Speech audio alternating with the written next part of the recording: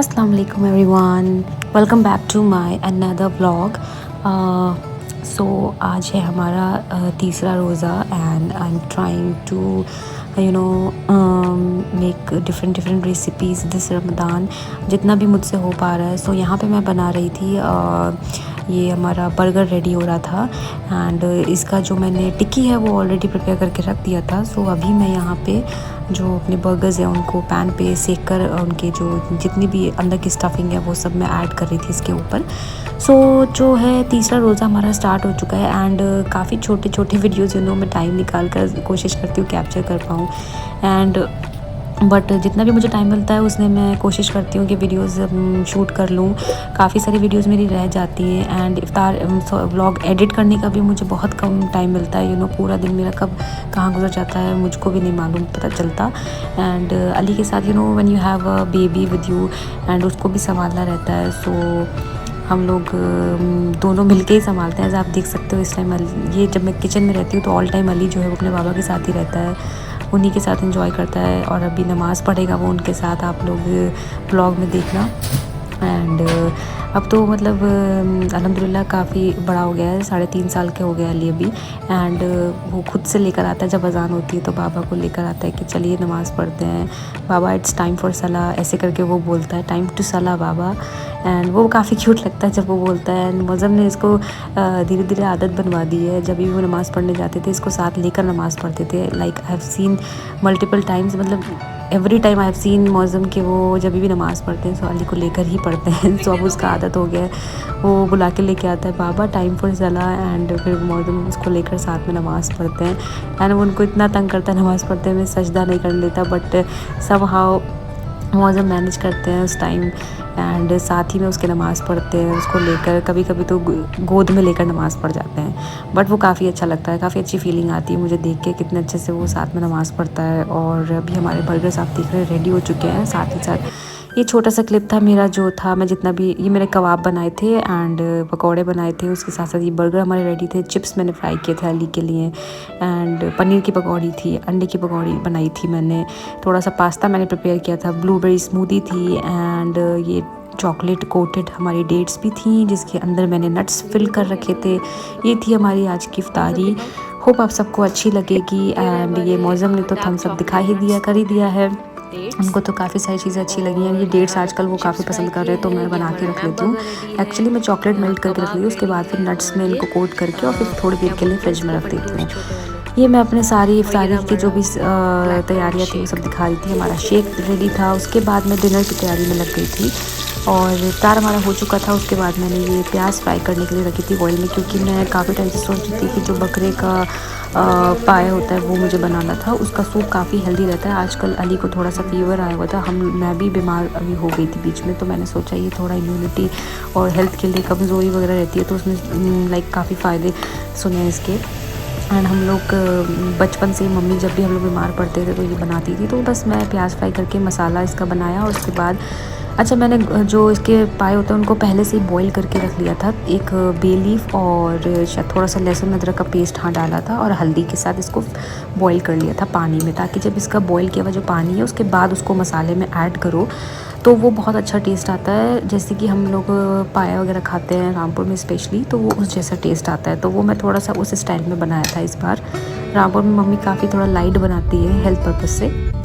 उसके बाद अच्छा जी हम लोग गए थे रात में, मेरा मन कर रहा था, हम लोग काफ़ी, मैं बोर हो रही थी एक्चुअली, मौज़म तो नहीं लेकिन बट मैंने उनसे बोला कि चलो चलते हैं संगम में देख कर आते हैं कि अभी जो है वहाँ पर जो फेयर लगता है वो लगा है या नहीं लगा है. काफ़ी सारे लगते हैं. सो बस हम लोग निकल गए थे रात का करीब मेरे ख्याल में 10 बज रहे थे. तो हम लोग यहाँ से निकल चुके थे एंड रोड्स का जो थी वो इतना भी ज़्यादा कुछ सुनसान नहीं थी. तो मैं देखना चाह रही थी कि लाइक सारे टाइम तो मैं रामपुर थी तो मैं नहीं जा पाई थी, बट इस बार मैं सोच रही थी कि चलो लास्ट डेज हैं देख कर आते हैं.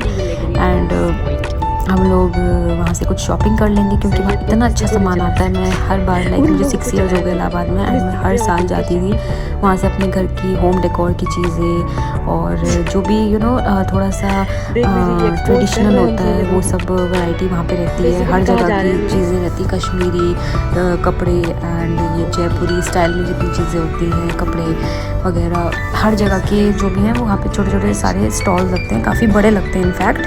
और सेरामिक चीज़ें जो बर्तन हैं वो बहुत ज़्यादा मज़ेदार लगते हैं वहाँ पे मुझे। तो मैं जितना भी मैंने सेरामिक चीज़ें ख़रीदी हैं अब तक इलाहाबाद में, वो मैं मेजॉरिटी यहीं से लेकर आई हूँ। वैसे तो मैंने काफ़ी चीज़ें, यही वाला फेयर जो है वो भोपाल में भी लगता है।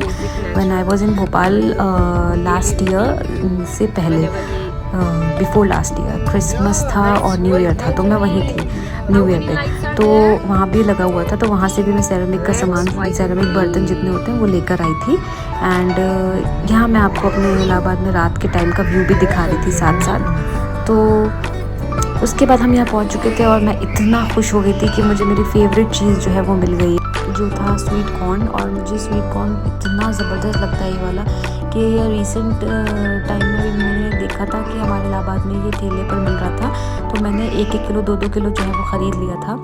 और यहाँ पे ये छोटे छोटे स्टॉल्स कपड़े के काफ़ी कम लगे थे, लाइक इससे पहले तो काफ़ी ज़्यादा वैरायटी में लगते थे, तो मैं न्यू स्टॉक्स में जितना होता था वो देख लेती थी। ये तो सारे मुझे यूज्ड लग रहे थे एंड कुछ कुछ न्यू भी थे स्टॉक में। सो बस हम लोग यहाँ पे देखिए, ये सब संगम एरिया है, रात का टाइम है, सारा कुछ इतना अच्छा व्यू आता है यहाँ पर। और सारी तरफ लाइट्स होती हैं, बोट्स जितनी भी यहाँ पर हैं बोटिंग के लिए वो सब लाइन से लगी हुई हैं। आप लोग देख सकते हैं यहाँ पे रात का व्यू कितना ज़बरदस्त होता है, मतलब पीसफुल है काफ़ी इस टाइम, एकदम बहुत मज़ा आ रहा था। लाइक इतने शांति में हम लोग आए हुए थे एंड हमने फिर यहाँ की तंदूरी वाली चाय इंजॉय की थी, बहुत मज़ा आया था। मतलब रात में अगर थोड़ा पीसफुल एरियाज़ में जाओ तो काफ़ी मज़ा, मुझे तो बहुत इंटरेस्टिंग लगता है जाना। तो बस हम लोग यहाँ पे व्यू कैप्चर कर रही थी, मैं आपको दिखा रही हूँ गंगा यमुना का जो क्या बोलते हैं उसको, मीट होता है, मिलती है, मतलब गंगा और यमुना नदी जो है यहाँ पर आकर संगम में, बेसिकली संगम होता है उनका, उसी को संगम बोलते हैं। सो या this was the view and बस अब हम लोग घर की तरफ जा रहे थे। काफ़ी सारा कुछ घूम लिया था, शॉपिंग भी कर ली थी एंड ये मैंने साथ साथ इसमें नेक्स्ट डे का इफ्तार का व्लॉग भी मैंने इसमें ऐड कर दिया था। तो मैंने मंगवाए थे मीशो से रमज़ान के लिए डेकोरेशन का कुछ सामान। तो हम लोग, मुझे एक रील अपना बनाना भी था रमज़ान का, तो मैंने यहाँ रमज़ान बैनर मंगवाया था रमज़ान मुबारक का। और बस मैं अपना जो ऊपर वाला रेलिंग है उसको खाली करके यहाँ पे इसको हैंग कर रहे थे, मैं और मौज़म साथ में मिलकर। अच्छा, ये सारे काम ना अपने हम लोग मिलकर ही करते हैं क्योंकि हम 2 लोग ही रहते हैं घर में, तो ऑब्वियसली बड़ा मज़ा आता है कि ये सब चीज़ें मैं इनको भी इन्वॉल्व कर लेती हूँ। अच्छा लगता है कि साथ में मिलके घर डेकोर करें। अच्छा, मौज़म को भी उतना ही शौक़ है जितना मुझे शौक़ है। इनफैक्ट मुझे इनको तो अब और ज़्यादा हो गया है कि अपना घर अच्छे से डेकोर करके रखें, डेकोरेशन हो उसमें, काफ़ी सारी डेकोरेशन करके रखें। तो हम जब भी कहीं जाते हैं और कुछ एस्थेटिक्स टाइप का कुछ मिल जाता है, कुछ इनोवेटिव थोड़ा सा क्रिएटिव मिल जाता है, तो हम लोग ख़रीद लेते हैं कि भाई घर के लिए लेना ज़रूरी है इसको। एंड यहाँ मैंने ये इसको हैंग कर दिया था। और हमने इसको हैंग करने का ऊपर एक पर्पज़ ये भी था कि अली जब भी हमारे घर में कोई भी चीज़ नज़दीक पा लेता है ना, उसको दिख जाता है कोई भी अल्फ़ाबेट्स, तो वो इतनी ज़िद करने लगता है कि आई वॉन्ट दिस, इसको मुझे उतार के दो। तो फिर इसलिए हमने इसको ऊपर रखा था। और यहाँ पर मैं अपना टेबल का भी सेटअप कर रही थी, उसी के साथ साथ ये मैं किचन में भी आ गई। एंड अब मैंने यहाँ पे इफ्तार की तैयारी शुरू कर दी थी। और आप लोग देख सकते हैं प्याज स्लाइस करके रखी हुई थी, पकौड़े बनेंगे काफ़ी सारे। अच्छा, अब मैंने 2-3 दिन 4 दिन लगातार फ्राइड चीज़ें बनाई थी, तो अब मैं कोशिश कर रही थी कि कम फ्राइड चीज़ें बनाऊं। और यहाँ पे हमारा जो है चॉकलेट शेक भी रेडी हो चुका था। बनाना, चॉकलेट और कॉफ़ी डालकर आप लोग शेक बनाएं एंड नट्स डालकर, वो बहुत यम्मी बनता है। सो या this was our vlog, thank you so much for